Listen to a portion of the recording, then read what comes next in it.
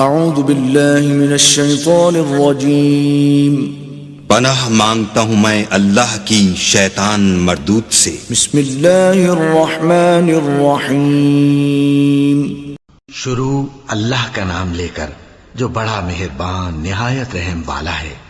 الف لام میم، یہ کتاب یعنی قرآن مجید، اس میں کچھ شک نہیں کہ اللہ کا کلام ہے، پرہیزگاروں کے لیے رہنما ہے جو غیب پر ایمان لاتے اور آداب کے ساتھ نماز پڑھتے اور جو کچھ ہم نے ان کو عطا فرمایا ہے اس میں سے خرچ کرتے ہیں، اور جو کتاب اے پیغمبر تم پر نازل ہوئی اور جو کتابیں تم سے پہلے پیغمبروں پر نازل ہوئیں سب پر ایمان لاتے اور آخرت کا یقین رکھتے ہیں۔